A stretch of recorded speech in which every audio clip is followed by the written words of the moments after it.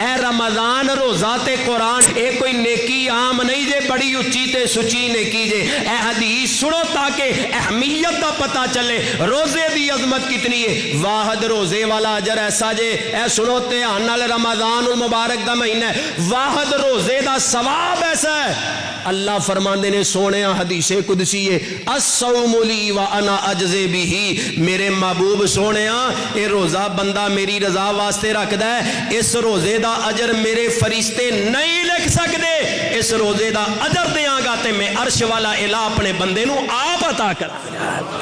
یہ کوئی عام نے کی ہے یہ کوئی عام نے کی ہے یہ بڑی آلہ نے کی ہے بڑی سچی نے کی ہے اور بڑی نرالی نے کی ہے تے رب نے اجر عطا کرنا ہے پھر کدی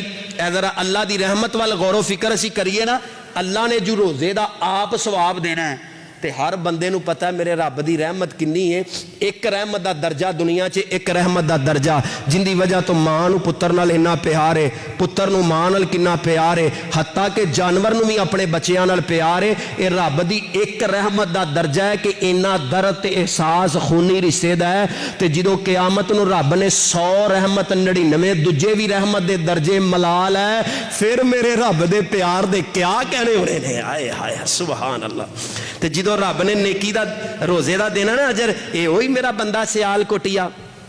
اور سیال کوٹ دا تاں نہ لینا خطاب جو تانوں ہے تے تد نہ لے رہے ہیں اے میرا او بندہ سیال کوٹیا انہیں بھوک برداشت کی تھی پیاس برداشت کی تھی انہوں بھوک بھی فیل ہو رہی سی پیاس بھی فیل ہو رہی سی لیکن بندے نے روزہ میری رضا واسطے رکھیا اللہ کے چوری پانی بھی پی سکدا سی کوئی کھا پی بھی سکدا سی فقط اے میرا تے میرے بندے دا معاملہ ہے او بندیا اینا میرے تو قیامت دن دنیا چ اینا میرے تو ڈردا رہے ہیں تو پانی نہیں پیتا مغرب تو پہلے روٹی نہیں کھادی میرے ڈر دی وجہ تو بندیا جو میں رب تینوں اجر دین لگا نا تے سارے روزیاں دا مول ہی پی جائے گا میں رب تیرے تے کنا مہربان ہو جاواں گا